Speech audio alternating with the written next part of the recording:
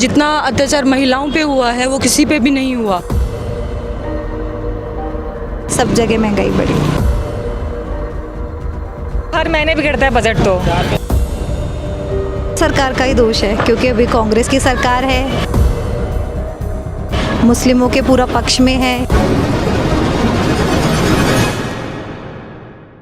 नमस्कार, since independence की team पहुंच चुकी है राजस्थान के चुनावी रण में और इस टाइम हम मौजूद हैं विद्याधर नगर में, जहां पे दिया कुमारी का खास कार्यक्रम होने वाला है। तो आइए जानते हैं आज हम जनता से कि क्या है उनका रुझान और क्या कहती है यहाँ की जनता। सर, यहाँ पे जो है कि राजस्थान चुनाव में अभी तक जो है बीजेपी ने सीएम का चेहरा घोषित नहीं किया है, तो इस बार क्या लगता है कौन होगा बीजेपी की तरफ से सीएम का दावेदार?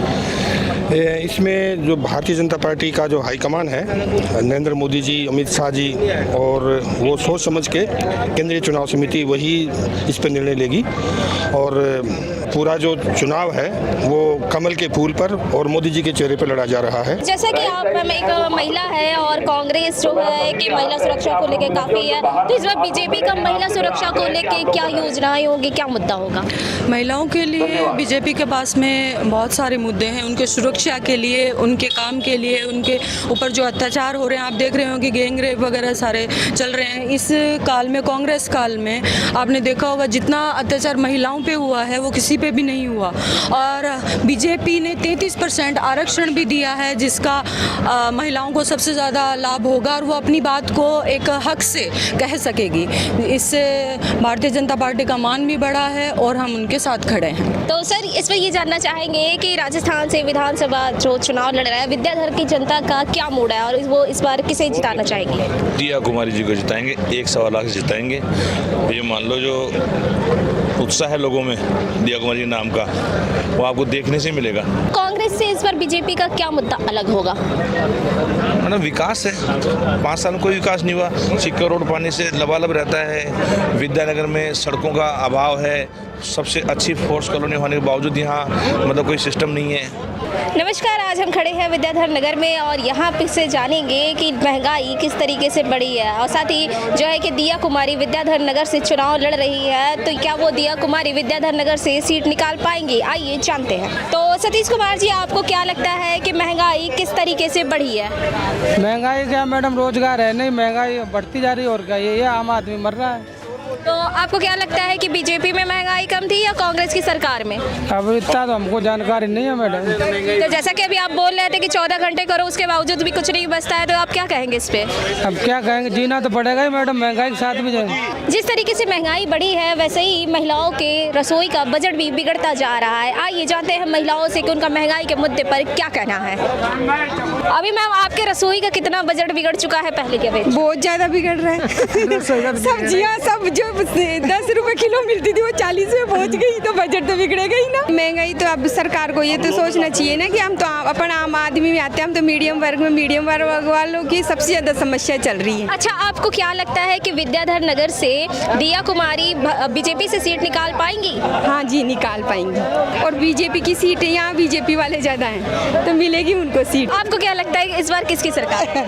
अब की बार बीजेपी की आएगी। अच्छा, तो आपको ऐसा क्या लगता है कि मतलब गहलोत सरकार यानी कांग्रेस के राज में ऐसी क्या चीजें हो गई, गहलोत अपने वादे पे कितने खरे नहीं उतर पाए? खरे तो हैं, अच्छा किया है उन्होंने भी काम तो, लेकिन लोगों के मन में जो भाव है वो बीजेपी के ही है। जैसे कि आप एक घरेलू महिला है और आपके रसोई का अब तक का कितना बजट बिगड़ चुका? बजट तो बिगड़ता है, हर महीने बिगड़ता है बजट। तो मैं शशि शर्मा हूँ। हाँ, तो शशि जी, जैसे कि विद्याधर नगर सीट से जो है कि दिया कुमारी चुनाव लड़ रही हैं, आपको क्या लगता है कि वो यहाँ की सीट निकाल पाएंगी? बिल्कुल श्योर, 100 नहीं 101% श्योर।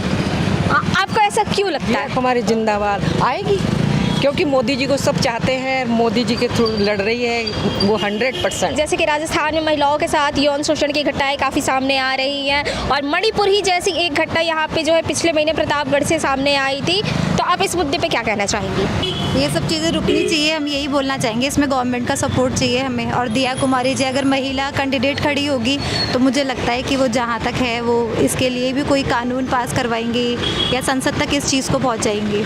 जैसे कि बता दूं कि मणिपुर जोधपुर में बीजेपी की ही सरकार थी, वहाँ पे 2 महिलाओं के साथ निवस्त्र करके उनको परेड कराई गई थी। और वैसे ये सेम घटना जो है कि आपके राजस्थान के प्रतापगढ़ से आई थी, जहाँ पे उनके पति ने उनको परेड कराई थी। तो इस मामले में आप क्या कहेंगे कि यहाँ पे प्रशासन कितनी निकम्मी है और सरकार का कितना दोष है?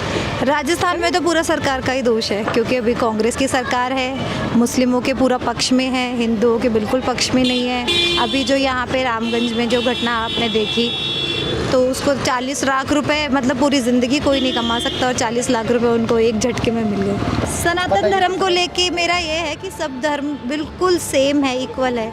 सिर्फ पॉलिटिकल पार्टीज़ और इन्होंने हिंदू मुस्लिम को अलग अलग कर दिया है कि ये हिंदू है, मतलब जो पर्सन जानता नहीं है ना, वो भी अब सब चीज़ जानने लग गया है। और मतलब हिंदुओं में ये है कि हम आगे, मुस्लिम्स में ये है कि हम आगे, और वही 2 समुदाय को लेके वो हो रही है। बल्कि सबको साथ रहना चाहिए। वो भी एक पर्सन है, वो भी एक पर्सन है, सबके मतलब अंदर तो एक लाल खून ही बहता है ना। तो कोई ऐसा नहीं है कि कोई भी बेस्ट है। तो मैम, सबसे लास्ट सवाल कि आप एक घरेलू महिला है और महंगाई से आप कितने प्रभावित हैं? महंगाई से तो हम बहुत प्रभावित है। सब्जी भी देख सोच के लेनी पड़ती है कि एक बार देख। फ्रूट्स तो पूछो मत। तो मतलब अब कितनी महंगाइयाँ बढ़ चुकी है पहले के अकॉर्डिंग? जहाँ की सरकार का दावा है कि मैंने मतलब पहले की अपेक्षा महंगाई कम हुई है, लेकिन ऐसा नहीं है। महंगाई तो बढ़ी है मैम, हर चीज़ें बढ़ी है। गैस सिलेंडर में देख लीजिए, सब जगह महंगाई बढ़ी। जैसा कि सरकार ने जो है कि 200 रुपये रक्षाबंधन के टाइम जो है कि उन्होंने कम किए थे, और इसे एक तरीके की कह सकते हैं कि जुमलेबाजी है। सिर्फ 200 रुपये कम करके आप क्या जनता को देना चाहेंगे? इस पर आप क्या कहेंगी? वो 200 रुपये कम करके और एक सीट वापस पाने के लिए उन्होंने वो किया है, लेकिन मुझे लगता नहीं है जो भी कैंडिडेट होगा पावरफुल उसको ही सीट मिलेगी। Thank you. ऐसी राजस्थान की चुनाव से जुड़ी खबरों को देखने के लिए जुड़े रहे हमारे साथ।